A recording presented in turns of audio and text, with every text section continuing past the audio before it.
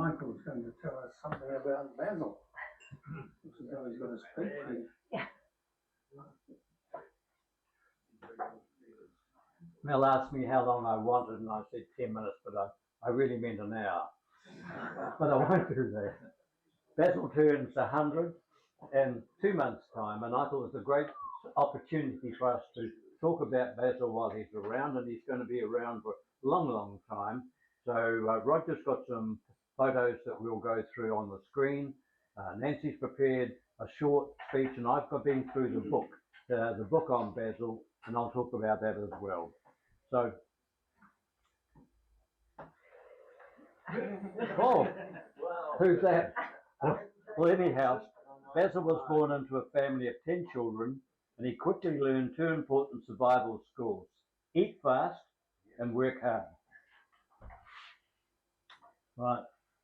Growing up poor didn't stop him. It just meant he became very good at fixing things up, building things, and occasionally making things go faster as they were designed to. This is all Basil's early family of the 10 children. Basil's love for motorcycles and cars took off early. He raced both.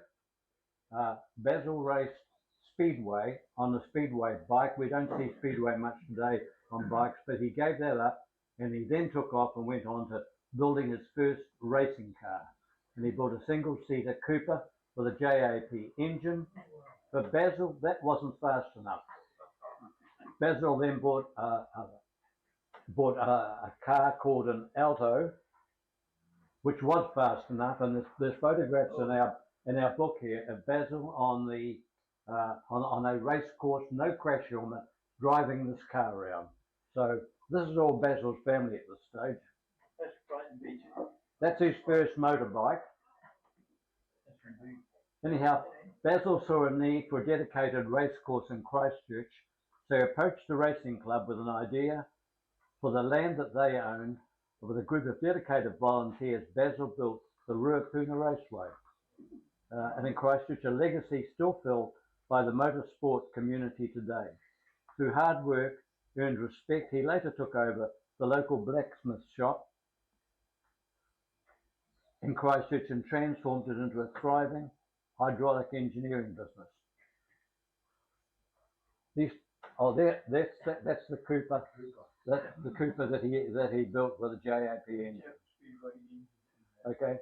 Then he moved to Auckland, a city where he didn't know a single person. Starting a business from scratch in a place full of strangers would have intimidated most people, but not him. He simply got to work. Turns out Auckland has warmed up quickly to someone who knows what they're doing and isn't afraid of a long day's work. Before long, he built a successful business and had a new passion, sailing. That's the Alto, is it, Basil? That's the Lotus. That's the Lotus. Is that the Lotus, isn't it? The Lotus, the car on the Lotus. Did you build it or buy it? No, I bought it for England. Bought it. Okay. Basil fell in love with yachting. We haven't got to yachting yet. Might have to go back a bit. Basil fell in love with yachting. Most people buy a yacht, but he built 2 from scratch, and then he sailed around the world just to make sure they'd work properly. This fueled Basil's lifelong passion for travel, adventure, and connections. Retirement at 70 didn't slow him. He played golf until he decided it was too slow, so he switched to the men's shed, where power tools, noise, camaraderie, and creativity were more his style. At the age of 90, while most people are comparing their medications, where was Basil? He climbed Machu Picchu just to prove he still could. After nearly 100 years, Basil is still outpacing most of us. And if there's one thing left in his life, it shows us it's to go fast, build things, and love deeply. So that's a little piece and a tribute to you. And from the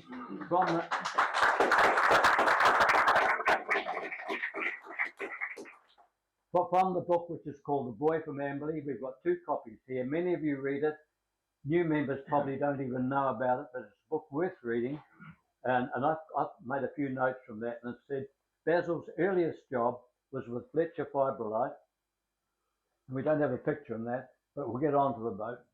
It was a picture. Was with Fletcher Fibrolite and then Hamilton Engineering in Christchurch. His first business was later to become a partnership known as Campion and Irving, and amongst many jobs, they undertook building tanks for Shell Oil and bulldozer equipment. Basil in his 20s got involved in motorcycling and speedway, then moving on to car racing, building his car, which we've talked about, the Cooper. Didn't go fast enough, so he took an Alto single-seater. In '64, Basil came to Auckland and started a new business, still under the same name, of Campion and Irvine, and along with hydraulics, Basil now became the mainstay of the Christchurch business with metal cutting, shears, bin trucks, and crushing machines. And while in Auckland, he decided to start building his first yacht, which was called Pollock. And he had to go back to Christchurch to do this because there was still money in the Christchurch firm, and he used that money to buy the steel to put the boat together. Now this is a 51-foot ketch, and on completing the hull, the boat was transported on a truck from Christchurch up to Auckland, and then it was launched in the Tamaki River at Panmure. He actually built in Auckland. He used the money from Christchurch, but he built it in the Penrose. Oh, I'm sorry. That's okay. So it went from there to the Panmure. Whoopsie. Yeah, because he's going to tell me later. My apologies. Not all my facts are correct. That's a good one, though. Okay. And then he had to fit it out, and he started off on his first cruise around the Pacific Island before he went up to embark on a world tour. This started off in '73. He set sail again. Now, while he was in Djibouti, he met an American girl called Nancy, who later joined him on his travels. And what happened after that is Nancy's story. It's a real, true, live romance. Back in New Zealand in '77 with Nancy, Basil started a new business, hydraulic manufacturing business, which was called Ramjet. And I think we've seen a picture of that already, haven't we? Yeah. Oh. Okay, and a little later, next door to Ramjet, he found a man that was building a hull, a steel hull, and Basil, having sold Pollock, which was their pride and joy, he then said, "I'd like to buy their hull," and they started all over again. Nancy said yes, he could have the money. so they bought this new hull, which they put together, and it was called Paulette, and then Nancy and Basil and their son then did another world tour.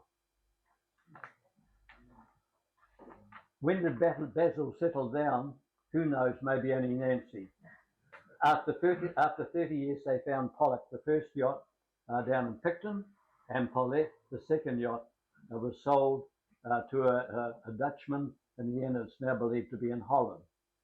Basil always had a love for big, fast cars, and up to this year, his racing green Jaguar sports car, we've all seen parked out there, is now in his garage. And I asked Nancy the other day, what happened to the Jag? And she said, Basil and I talked about that, and he said, let's talk about it another 3 or 4 years' time. So in saying that, I think we can see Basil well past his 100th birthday. Okay, Basil joined the shed at the age of 93. That's pretty young, isn't it?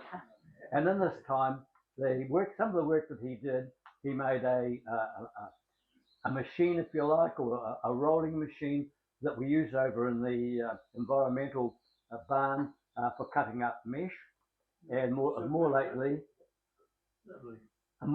he was restoring hydraulic jacks for one of the car tyre firms out in GI, weren't you, Basil? You did quite a few of those, and they're pretty well jolly impressed. So, in saying that, we've got to say, Basil, you're a legend. We all salute you. For a man that can find things that were going wrong, you could get them right, and you made something out of it. A man who started off in engineering, running a business, building a yacht, racing cars, sailing around the world, a traveller, an adventurer, a husband and a father. You're the greatest, Baz.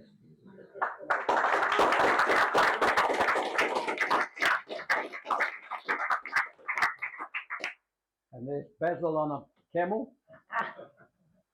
What a body. There, that's a great body there, and look at the bird in the bikini next to him. And that was the second hull that was found there for his Penrose business that became Paulette, which we're now looking at what's presumably in the Pacific Island somewhere. Yeah. The man in the middle with the hat on and the bare tummy is Basil. Bit taller than the rest of them. Yeah. Is that Richard Peachy? Yeah. And Basil was 90 when they climbed that. And it was here, you can remember this, we brought the big cake in. Nancy produced the big cake and John Edwards cut it up into 1,000 slices. And he was looking very happy over it. Okay, thank you. Thank you, Michael. Well, we can't sing happy birthday yet. It could what from the stage. For he's a jolly good fellow. For he's a jolly good fellow. For he's a jolly good fellow. And so say all of us. And so say all of us. And so say all of us. For he's a jolly good fellow. For he's a jolly good fellow. For he's a jolly good fellow. And so say all of us.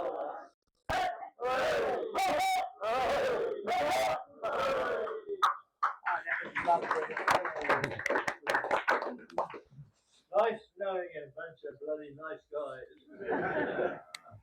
Yeah, thank you, Basil. The mayor said something similar recently when he visited here. Nancy, do you want to say anything? Come on, say it. Oh, Go on. Yeah. what are we gonna say? Okay, Well, up to okay, you. I'm done. Okay. We believe, you said the only thing keeping him alive is projects at the shed. That's right, I did say that. Yes. Yeah, I'm one of those women that wake up every day and say, thank God for mention. Because it has changed Basil's retirement age, because he was pretty lost at home without anything to do.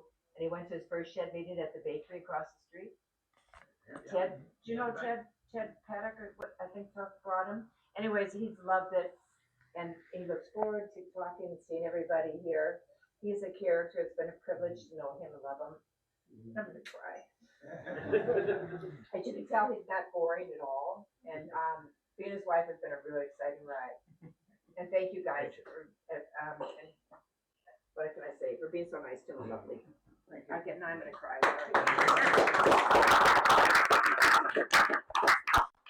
Anybody got anything else? Well, thank you for coming to the shed. See you at the barbecue or the cleanup.